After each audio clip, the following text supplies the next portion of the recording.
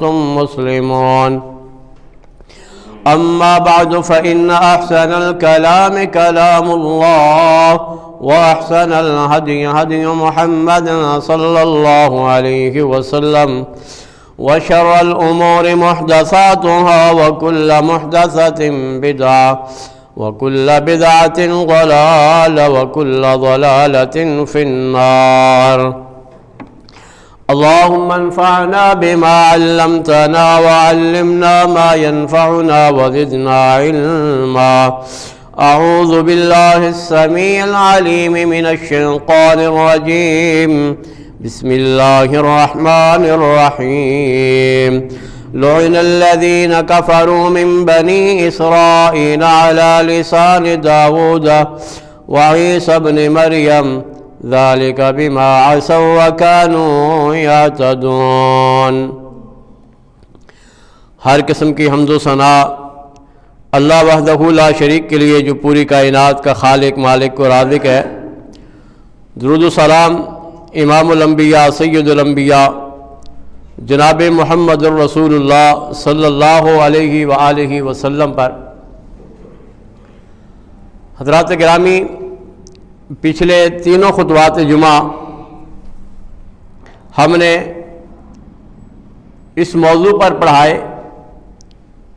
کہ حالات کی تنگی اور مسائل کے اندر انسان کو کیا کرنا چاہیے، اور جب حالات اس طرح کے بن جائیں، جب انسان کے اوپر تنگ دستی کا عالم ہو، تو ایسے حالات میں توبہ، استغفار، تقوی کا اختیار کرنا، اللہ کی طرف رجوع کرنا، اور پھر آخری جمعے کے اندر بہت ساری ایسی اللہ کے نبی صلی اللہ علیہ وسلم کی دعائیں، اذکار، وظائف جن کے کرنے سے اللہ تعالیٰ انسان کے لیے آسانیاں، سہولتیں اور اللہ تعالیٰ مسائل سے نکلنے کے راستے عطا کرتا ہے، اس موضوع پر پڑھائے تھے. آج کا جو موضوع ہے ابن ماجہ کے اندر ایک حدیث ہے. رسول اللہ صلی اللہ علیہ وسلم نے فرمایا، اللہ کے نبی فرماتے ہیں، عبداللہ ابن عمر رضی اللہ تعالیٰ عنہ اس حدیث کے راوی ہیں، اور ابن ماجہ کے اندر یہ حدیث ہے اور صحیح حدیث ہے. اللہ کے پیغمبر نے فرمایا، عبداللہ ابن عمر کہتے ہیں کہ قال اقبل علینا رسول اللہ صلی اللہ علیہ وسلم فقال یا معشر المہاجرین خمس اذا ابتلیتم بہن واعوذ باللہ ان تدرکوہن لم تظہر الفاحشۃ فی قوم قط.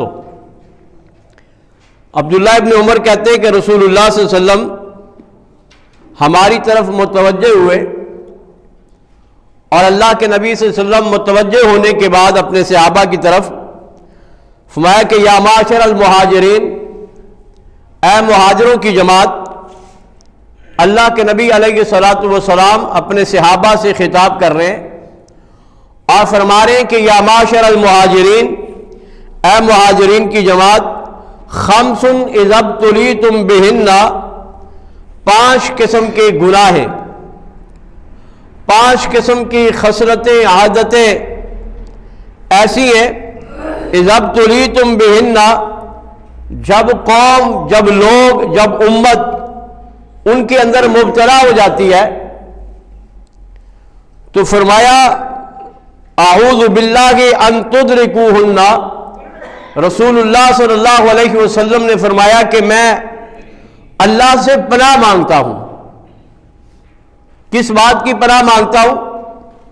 کہ یہ جو 5 بری خصلتیں ہیں، یہ جو 5 بڑے کبیرہ گناہ ہیں، کہ اللہ تعالیٰ ان کے اندر مبتلا کر دے، میں اس سے پناہ طلب کرتا ہوں. محترم بھائیو، جب اس طرح کے بڑے بڑے کبیرہ گناہ، جب امتیں، جب قوم، جب لوگ، جب افراد زمین پہ بسنے والے ان میں مبتلا ہو جاتے ہیں، تو اس وقت اللہ تعالیٰ ان زمین پہ بسنے والے لوگوں کو عذاب دیتا ہے، اللہ ان کو پکڑ لیتا ہے، اللہ کی ناراضگی وہ مول لے لیتے ہیں، اور پھر اللہ تعالیٰ ان کو 5 سزائیں دے گا۔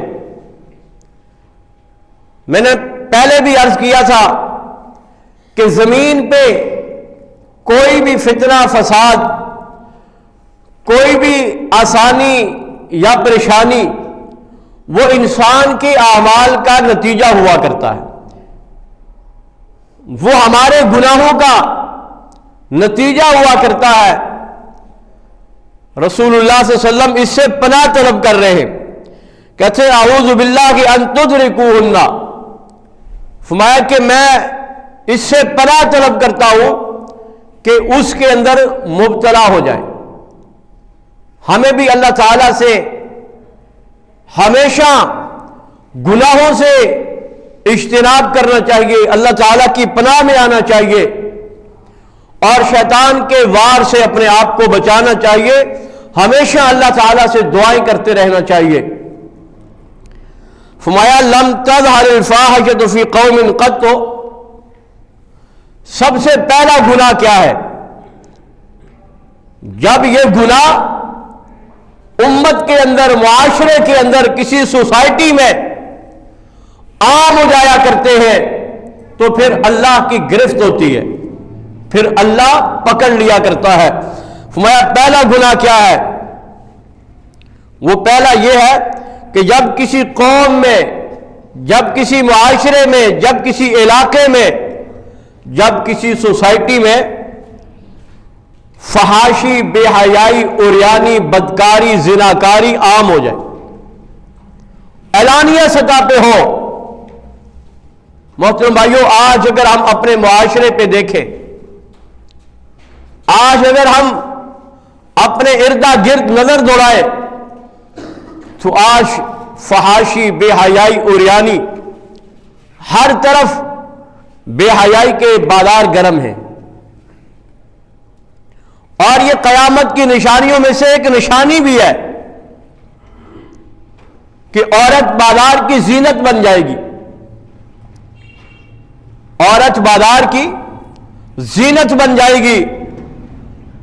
آج ہم دیکھتے ہیں وہ عورت جس کو اسلام نے پردے میں رہنے کا حکم دیا، جس کو چلنے کا طریقہ اور سلیقہ بتلایا، جس کو اسلام نے عزت اور وقار دیا، جس کو اسلام نے حقوق دیے، آج ہمارے معاشرے میں اس عورت کو بازار کی زینت بنا کے پیش کیا جا رہا ہے۔ کوئی بھی اشتہار آپ دیکھ دیتے ہیں ایڈورٹائزمنٹ والے، ان کی یہ کوشش ہوتی ہے، اور وہی اشتہار سب سے زیادہ چلتا ہے جس پہ بنت حوا کو ننگا کر کے پیش کیا جائے، حوا کی بیٹی کا جسم دکھایا جائے، اسی اشتہار کی تشہیر بہت زیادہ ہوتی ہے۔ اور آج اگر ہم اپنے معاشرے میں دیکھیں، بہت ساری ایسے آپ کو لوگ ملیں گے جو کہتے ہیں کہ ہم ماڈرن ذہن رکھنے والے لوگ ہیں۔ بھئی ماڈرن ذہن کیا ہے تمہارا؟ کہتے ہیں کہ عورت کو حقوق دیے جائے، مرد کے برابر عورت کو حق دیا جائے۔ بھئی مرد کے برابر عورت کو حق اسلام نے دیا ہے، جہاں مرد کے حق ہے وہاں عورتوں کے حقوق ہیں، جہاں مرد وارث ہے وراثت میں وہاں عورت بھی وارث ہے، جہاں ایک بیوی کا حق ہے وہاں اللہ نے بیٹی کو بھی حق دیا ہے، جہاں ایک شوہر کا حق ہے وہاں اسلام نے ایک بیوی کو بھی حق دیا ہے۔ اسلام نے تو عورت کو حق دیا ہے، حقوق سے محروم نہیں کیا۔ لیکن یہ لوگ حقیقت میں کیا کہنا چاہتے ہیں؟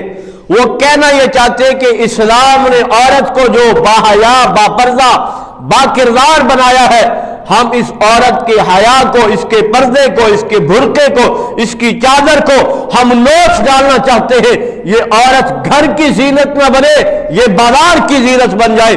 اور آج ہمارے معاشرے میں اللہ کی قسم ہم دیکھتے ہیں تو اس کے اوپر ہمیں بہت ہی زیادہ نظر آتا ہے، اور ایسی چند خواتین وہ اٹھتی ہے اور وہ اپنے حقوق کا نعرہ بلند کرتی ہے، اور در حقیقت وہ بے حیائی، فحاشی اور عریانی کی طرف امت کی ان بیٹیوں کو دھکیلنا چاہتی ہے۔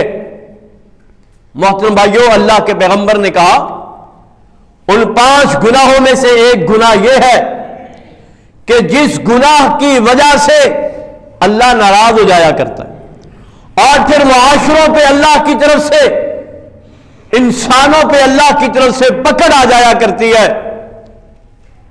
قیامت کی نشانیوں میں سے ایک نشانی یہ بھی ہے کہ عورت گھر سے نکلے گی، فما عاریۃ کاسیہ، وہ لباس پہنے گی اور لباس پہن کے برہنہ نظر آئے گی۔ اس کے جسم پہ جو لباس ہوگا وہ لباس یا تو اتنا ٹائٹ ہوگا کہ اس کے جسم کے ایک ایک اعضاء لباس کے اندر سے محسوس ہو رہا ہوگا، یا اس کا لباس اتنا باریک ہوگا کہ اس کا جسم اندر سے نظر آ رہا ہوگا۔ فرمایا یہ عورتیں، اللہ کے پیغمبر نے ان پہ لعنت کی ہے۔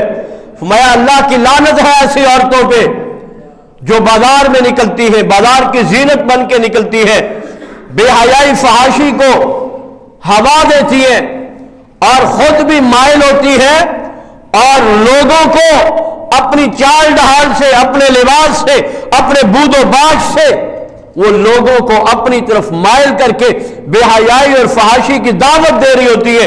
اللہ کے پیغمبر نے کہا کہ ایسی عورتوں پہ اللہ کی لعنت ہے۔ اس لیے آج ہمیں اپنے اوپر غور کرنا ہوگا، ہمیں اپنے معاشرے کو بہتر کرنا ہوگا۔ اور فرمایا کہ دیوس کون ہے؟ محترم بھائیوں، دیوس کس کو کہا گیا؟ فرمایا کہ ایسا شخص، ایسا مرد، وہ باپ ہو، وہ بیٹا ہو، وہ شوہر ہو، وہ بھائی ہو، فرمایا ایسا مرد جو اپنی عورت کو، بیٹی کو، بہن کو، بیوی کو، ماں کو بازار کی زینت بنا کے، اس کو سجا کر خوبصورت بنا کے اپنے گھر کی دہلیز سے نکلتا ہے اور اپنی عورت کی زیب و زینت کو لوگوں کے سامنے ظاہر کرتا ہے۔ فرمایا ایسا مرد وہ دیوس ہے، اور دیوس کا مطلب اور معنی یہ ہے کہ اس کے اندر غیرت نام کی کوئی چیز بھی نہیں ہے۔ اس لیے رسول اللہ صلی اللہ علیہ وسلم نے فرمایا اعوذ باللہ ان تدرکوہن لم تظہر الفاحشۃ فی قوم قط حتی یعلنوا بہا الا فشا فیہم الطاعون والاوجاع۔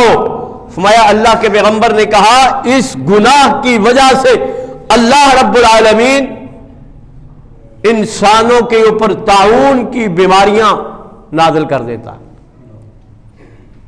آج ایسی ایسی بیماریاں ہیں، آج ایسے ایسے امراض ہیں، محترم بھائیوں، انسان دھنگ رہ جاتا ہے۔ جن بیماریوں کے نام نہیں سنا کرتے تھے، آج ہمارے پاس وہ بیماریاں آ رہی ہیں۔ کبھی کون سی بیماری، کبھی کون سی بیماری، کبھی کون سا وائرس،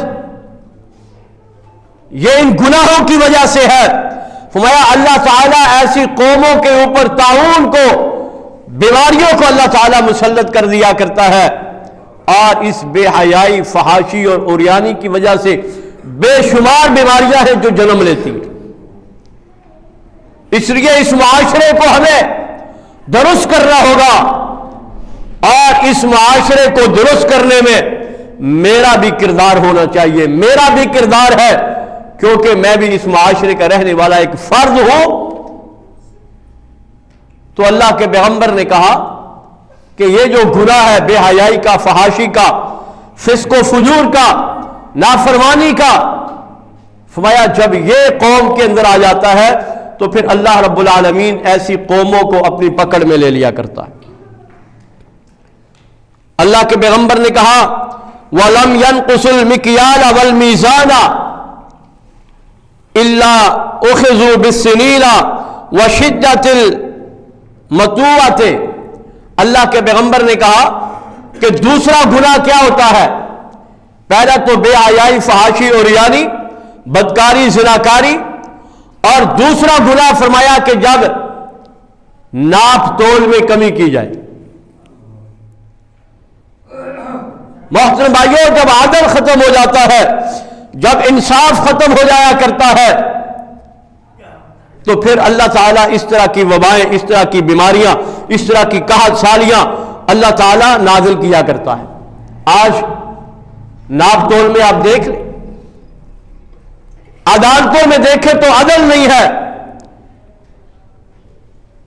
और अदालतों में भी अदल नहीं, थाने कचहरियों में भी अदल नहीं, इंसाफ नाम की चीज नजर नहीं आती। गरीब के लिए इंसाफ और है, अमीर के लिए इंसाफ और है। और उसके बाद आप देख ले, आप किसी भी मार्केट में, किसी भी बाजार में चले जाएं, आपको आलू प्याज बेचने वाला नजर आएगा। आप किलो दूध लेते हैं, आपको महसूस हो जाता है कि क्या वजह है कि किलो कम होना शुरू हो गया। हर जगह पर दो नंबरी है, हर जगह पर धोखा है। और जब कौमों के अंदर नाप तोल में कमी शुरू हो जाए, लोगों के साथ धोखा शुरू हो जाए, तो फिर अल्लाह रब्बुल आलमीन की तरफ से अज़ाब नाज़िल हुआ करते। एक नंबर माल कह के दो नंबर माल बेचना,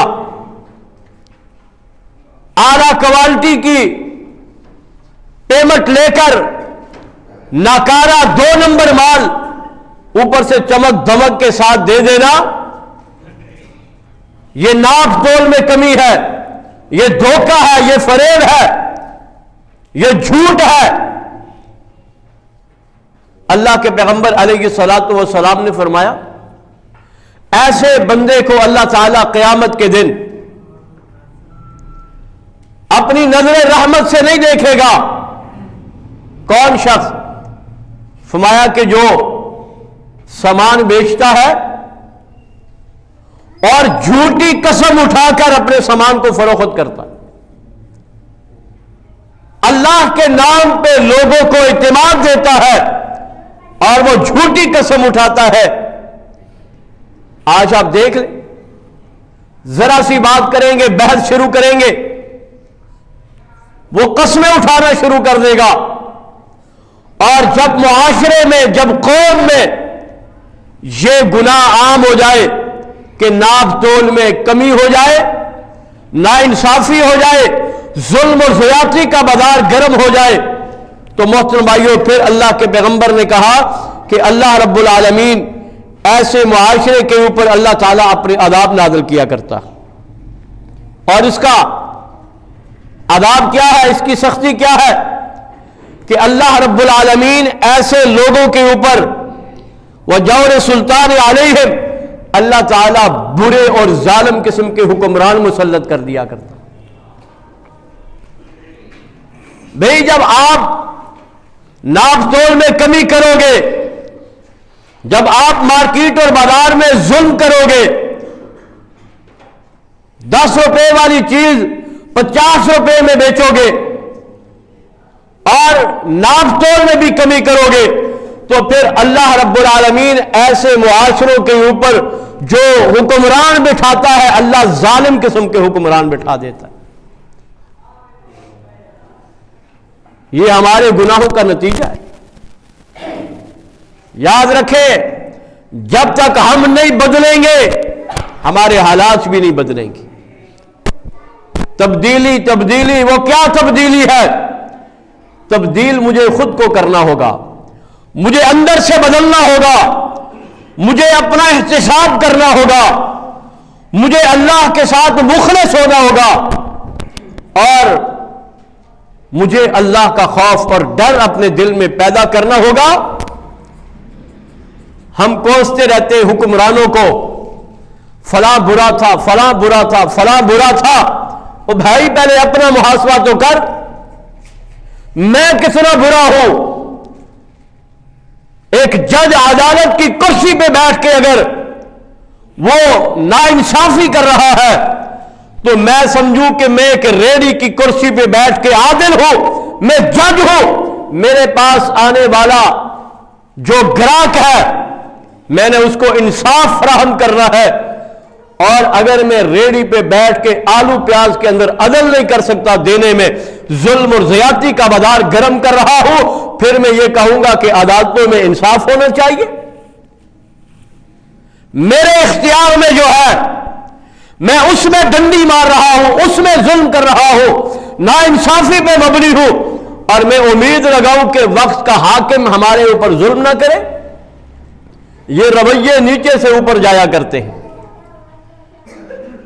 یہ گلی محلوں سے، علاقوں سے، گھروں سے ایک ایک فرد کا رویہ آسمان والا دیکھتا ہے، اور پھر اللہ جب کہتا ہے کہ یہ سارے ظالم ہیں، ان ظالموں کے اوپر کسی ظالم کو مسلط کرو تاکہ ان کو پتا چل جائے کہ ظلم کرنا کتنا بڑا جرم ہے۔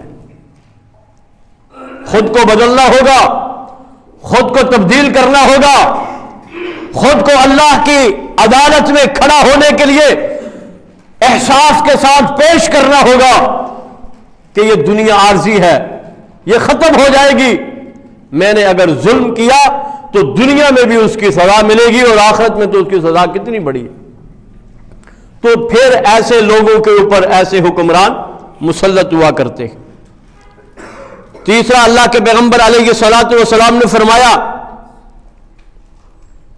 وَلَمْ يَمْنَعُوا زَكَاةَ أَمْوَالِهِمْ إِلَّا مُنِعُوا الْقَطْرَ مِنَ السَّمَاءِ۔ اللہ کے پیغمبر نے کہا کہ تیسرا گناہ یہ ہے کہ جب لوگ زکوٰۃ دینا بند کر دیں گے، جب لوگ زکوٰۃ دینا بند کر دیں گے، اللہ کا جو حق ہے وہ ادا نہیں کرتے، زکوٰۃ میں ڈنڈی مارتے ہیں۔ یہ پیسے کی میل کچیل ہے، یہ تو آپ کے مال کو پاک کرتا ہے، یہ تیرا بنتا ہی نہیں ہے۔ اور جب لوگ زکوٰۃ دینے میں ڈنڈی ماریں گے، زیادتی کریں گے، تو پھر اللہ تعالیٰ کیا عذاب دے گا انہیں؟ اللہ تعالیٰ ایسا کرے گا کہ اللہ آسمان سے بارشیں روک لے گا۔ آسمان سے بارشیں کیوں رکتی ہے؟ جب ہم زکوٰۃ روک دیتے ہیں، جب ہم اللہ کا جو حق ہے جب ہم اس کو روک دیتے ہیں، پھر اللہ آسمان سے بارشیں روک دیا کرتا ہے۔ وَلَلْبَهَائِمِ لَمْ يُمْطَرُوا وَلَمْ يَنْقُصُوا عَهْدَ اللَّهِ۔ محترم بھائیوں، اللہ تعالیٰ اتنا سخت ناراض ہوتا ہے جب لوگ زکوٰۃ دینا بند کر دیتے ہیں، اللہ اتنا ناراض ہوتا ہے کہ اللہ آسمان سے بارشیں روک دیتا ہے۔ اللہ کے پیغمبر نے کہا کہ اگر زمین پہ چوپائے نہ ہوتے تو اللہ تعالیٰ ایک بوند بھی آسمان سے نازل نہ کرتا۔ آج اگر اس معاشرے میں، اس زمین پہ، اس دنیا میں چرند پرند چوپائے جانور، اللہ کی دیگر مخلوقات نہ ہوتی تو شاید ہمارا معاشرہ اس قابل ہے کہ آسمان سے ایک بارش کی بوند بھی نازل نہ ہوتی۔ زکوٰۃ اتنا بڑا گناہ ہے، زکوٰۃ روک لینا۔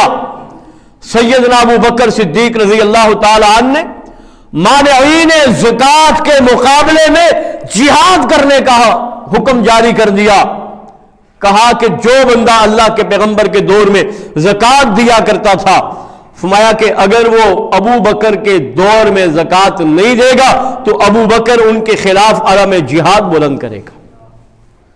یہ زکوٰۃ اتنا اہم ترین مسئلہ ہے، اور بعض لوگ زکوٰۃ دیتے ہیں اپنی مرضی سے۔ زکوٰۃ تو دے دیتے ہیں، بھئی کیسے دیتے؟ بھئی زکوٰۃ کیسے بنتی ہے؟ سال گزر جائے، آپ کا پاس مال ہے اور وہ نصاب کے مطابق ہے، تو سال گزرنے کے بعد آپ اس کی زکوٰۃ ادا کریں۔ ہمارے ہاں لوگ کیا کرتے ہیں؟ لوگ ایسا کرتے ہیں کہ وہ اسی غلے میں سے زکوٰۃ نکال نکال کے دیتے رہتے۔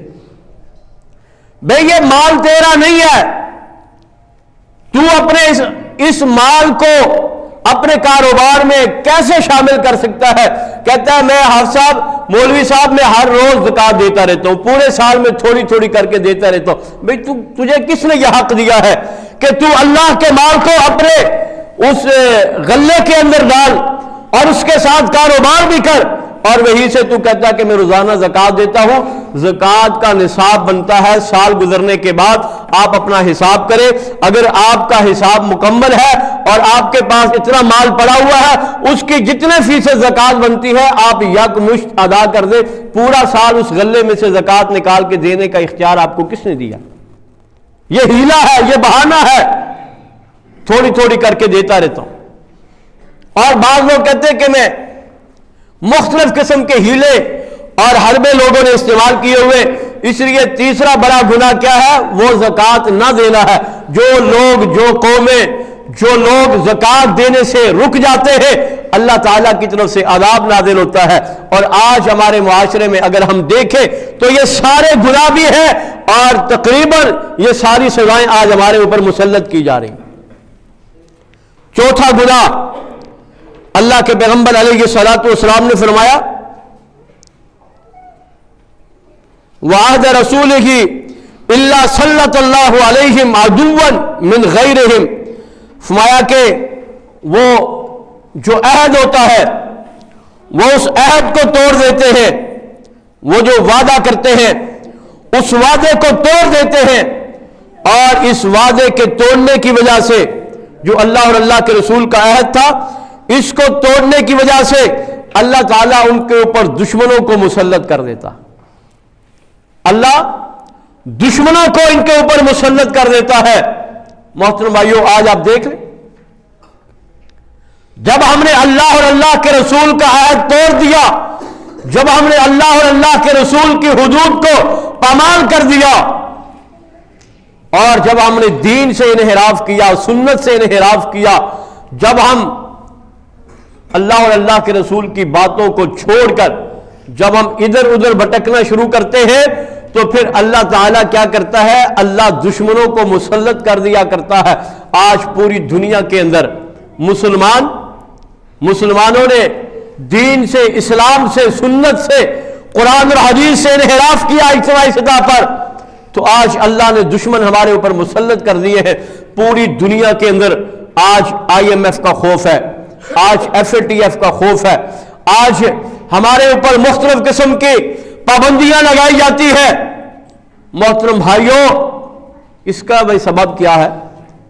جب مسلمان اللہ اور اللہ کے رسول کے عہد کو توڑ دیتا ہے، جب وہ اللہ اور اللہ کے رسول کی بات کو نہیں مانتا، اسلام اور دین میں جو عزت اور احترام اور مقام ہے، حلال میں برکت ہے، ہم حلال کو چھوڑ کر حرام کی طرف چلے جاتے، ہم سود کو اپنے معاشرے کے اندر نافذ کرتے ہیں، اور اس سود کی وجہ سے پھر اللہ رب العالمین ناراض ہو جاتا ہے، اور پھر اللہ تعالیٰ اس کے بدلے میں اللہ دشمنوں کو مسلط کر دیتا ہے، اور پھر وہ سود کے اوپر قرضے لیتے ہیں، پھر قرضوں پہ قرضے، امت ڈوبتی چلی جاتی ہے۔ محترم بھائیوں، یہ ہیں وہ گناہ جن گناہوں کی سبب معاشروں میں ایسے حالات پیدا ہوا کرتے۔ اور پانچواں گناہ، اللہ کے پیارے پیغمبر علیہ الصلوۃ والسلام نے فرمایا فَأَخَذُوا بَعْضَ مَا فِي أَيْدِيهِمْ وَلَمْ تَحْكُمْ أَئِمَّتُهُمْ بِكِتَابِ اللَّهِ وَيَتَخَيَّرُوا مِمَّا أَنزَلَ اللَّهُ إِلَّا جَعَلَ اللَّهُ بَأْسَهُمْ بَيْنَهُمْ۔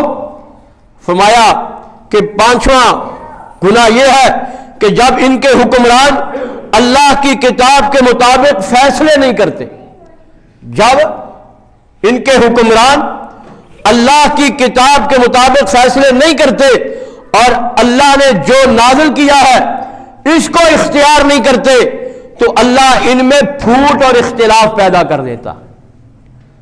آج آپ دیکھ لیں، اپوزیشن ایک طرف کھڑی ہے، حکمران ایک طرف کھڑے ہیں، ہر پارٹی نے اپنا جھنڈا اٹھایا ہوا ہے، ہر کوئی ایک دوسرے کے مد مقابل آ رہا ہے۔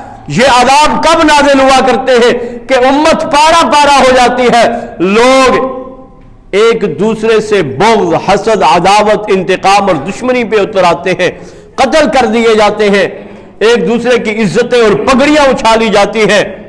محترم بھائیوں، یہ کب ہوتا ہے کہ جب حکمران اللہ اور اللہ کے رسول کے فیصلوں کے مطابق فیصلے نہیں کرتے، جب وہ اللہ کی کتاب کو نافذ نہیں کرتے، پھر ایسے معاشروں میں پھوٹ پڑ جایا کرتی ہے۔ آج ہم میں سے ہر شخص بخوبی جانتا ہے کہ آج حالات ہمارے کیسے ہیں۔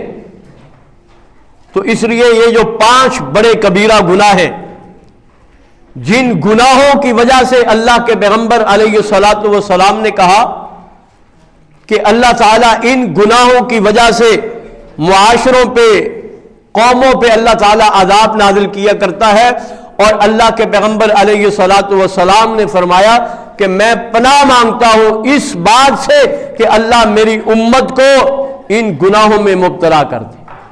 ہمیں بھی اللہ سے پناہ مانگنی چاہیے کہ اللہ تعالیٰ ہمیں ان گناہوں سے محفوظ رکھے، اللہ تعالیٰ ہمیں ان کی شرارتوں سے اللہ ہمیں محفوظ رکھے۔ تو میرے محترم بھائیوں، آج کے ان حالات کے اندر ہم میں سے ہر شخص کو بدلنا پڑے گا، ہر شخص کو تبدیل ہونا پڑے گا۔ رسول اللہ صلی اللہ علیہ وسلم کی ایک اور حدیث ہے ابن ماجہ کے اندر، اللہ کے پیغمبر نے فرمایا کہ معاشرے کے اندر، دنیا کے اندر، لوگوں کے اندر یہ گناہ پایا جائے گا، اور وہ گناہ کون سا ہے؟ اللہ کے پیغمبر نے فرمایا لا یشربن ناس من امت الخمر یسقونها بغیر اسمها یعرف علی رؤوسهم بالمعارف۔ اللہ کے پیغمبر نے فرمایا کہ میری امت سے کچھ لوگ شراب پیئیں گے، میری امت کے کچھ لوگ شراب پیئیں گے اور اس کا نام کچھ اور رکھیں گے۔ آج شراب کے مختلف نام رکھے جا رہے ہیں، جس طرح سود کو ہیلوں بہانوں سے اسلامی بنکاری اور نہ جانے کیا کچھ، اسی طرح شراب پیئیں گے لوگ اور شراب کا نام بدل دیں گے، شراب کا نام تبدیل کر دیں گے، اور فرمایا کہ ان کے سروں پر باجے بجائے جائیں گے، ڈھول باجا میوزک یہ عام ہوگا، اور گانے والی عورتیں گائیں گی، تو اللہ انہیں زمین میں دسا دے گا۔ ایسے لوگ جب اس طرح کے گناہ، شراب عام ہو جائے، شراب کا نام بدل دیا جائے، گانے بجانے والے عام ہو جائے، اور عورتیں ناچ اور گانا شروع کریں، تو فرمایا جب ایسے گناہ عام ہو جاتے ہیں تو پھر اللہ رب العالمین ایسی قوموں کو زمینوں کے اندر دسا دیا کرتا ہے۔ محترم بھائیوں، یہ تو اللہ کے پیغمبر کی دعا ہے جو اللہ تعالیٰ نے قبول کر لیا ہے کہ اجتماعی سطح پہ اللہ اس امت کے اوپر عذاب نازل نہیں کرے گا۔ نہیں تو ہم مختلف قسم کے واقعات سنتے ہیں، دیکھتے ہیں، کہیں زلزلہ آتا ہے، زمین بوس ہو جاتی ہے، بلڈنگیں پورے کے پورے علاقے زمین بوس ہو جاتے ہیں، کہیں پانی کی لہر میں لوگ ڈوب جاتے ہیں۔ تو اس طرح کے جب گناہ عام ہو جائے تو پھر اللہ رب العالمین انسانوں کو زمین کے اندر دسا دیا کرتا۔ رسول اللہ صلی اللہ علیہ وسلم نے، اللہ کے پیغمبر نے فرمایا، ایک اور حدیث اللہ کے نبی نے، پیارے پیغمبر فرماتے ہیں کہ ایک وقت آئے گا، یہ جو قرآن مجید کی آیت میں نے آپ کے سامنے پڑھی تھی، لعن الذین کفروا من بنی اسرائیل علی لسان داؤد وعیسی ابن مریم حتی بلغ ولو کانوا یؤمنون باللہ۔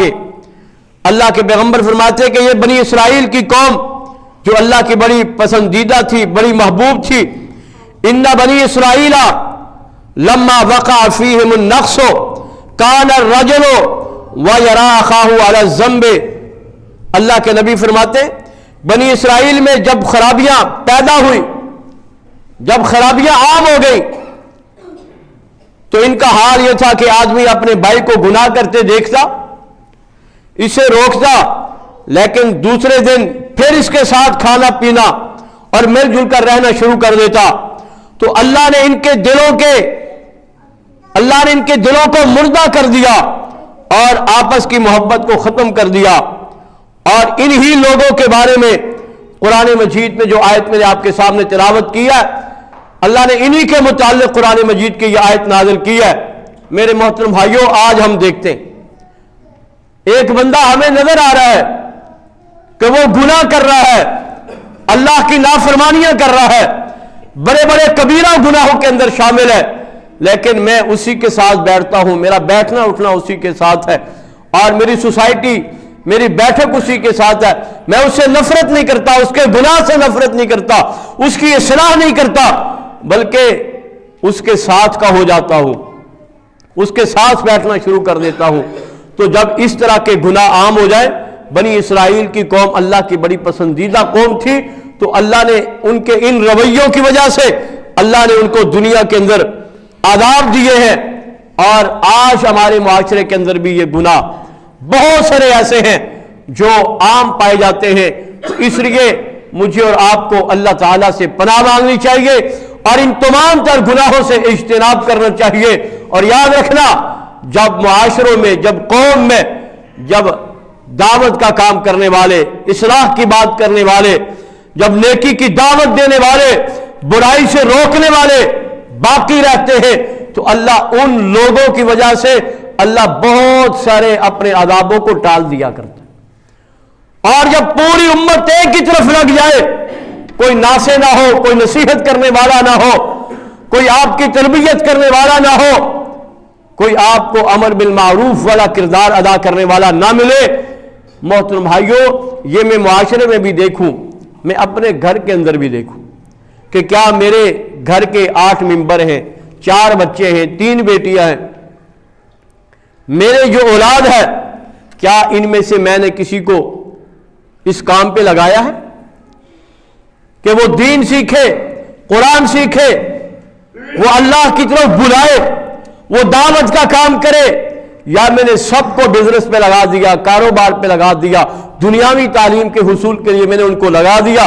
یاد رکھنا اگر آپ اپنی اولاد کی تربیت اس انداز میں کر کے چلے جائیں گے، کسی کو عالم بنا دیا، کسی کو حافظ بنا دیا، تو وہ آپ کے خاندان میں، آپ کی اولاد میں جو بگڑتے ہوئے حالات آئیں گے وہ ان کی تربیت کرنے میں کردار ادا کرے گا۔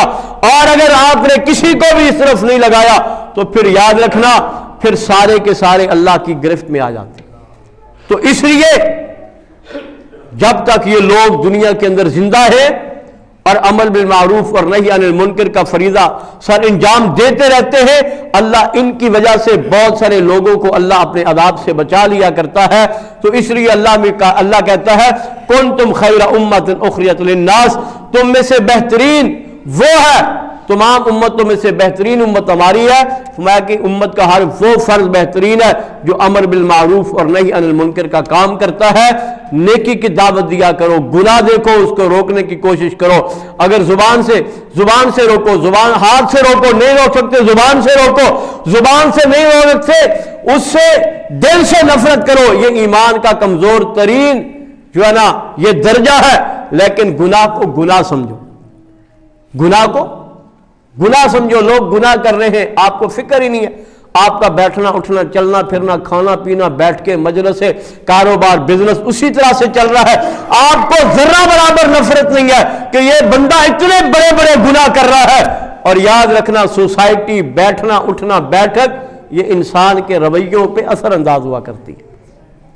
میں اگر کسی شراب پینے والے کے ساتھ بیٹھتا ہوں، پیتا نہیں ہوں، لیکن یاد رکھنا ایک وقت آئے گا اس کا بیٹھنا میرے اوپر بھی شراب کو حلال کر دے گا۔ کسی ایسے غلط بندے کے ساتھ بیٹھتا ہوں جو بدکاری کے راستے پہ چلتا ہے، میں ہر ممکن کوشش کروں گا بچ جاؤں، لیکن اس کی وہ جو صحبت ہے وہ مجھے مجبور کر دے گی، اور ایک وقت آئے گا مجھے بدکاری سے نفرت ہی نہیں ہوگی، کیونکہ میں بدکاری کرنے والے سے محبت کرتا ہوں، اس کے فعل سے کیسے نفرت کروں گا؟ میں خود بدکاری کے راستے پہ چل پڑوں گا۔ اس لیے ہمیں اجتناب کرنا ہے ایسے لوگوں سے، ایسے معاشروں سے، ایسی سوسائٹیوں سے، ایسی بستیوں سے، ایسی بیٹھکوں سے۔ ان کی اصلاح کریں، ان کی تربیت کریں، ان کو دین کی طرف لے کر آئیں۔ اللہ سے دعا ہے اللہ تعالیٰ مجھے اور آپ کو ان تمام گناہوں سے بچنے کی توفیق عطا فرمائے، اللہ مجھے اپنی اصلاح کرنے کی توفیق عطا فرمائے، اللہ تعالی ہم سب کو اپنی اصلاح کرنے کی توفیق عطا فرمائے۔ وما توفیقی الا باللہ۔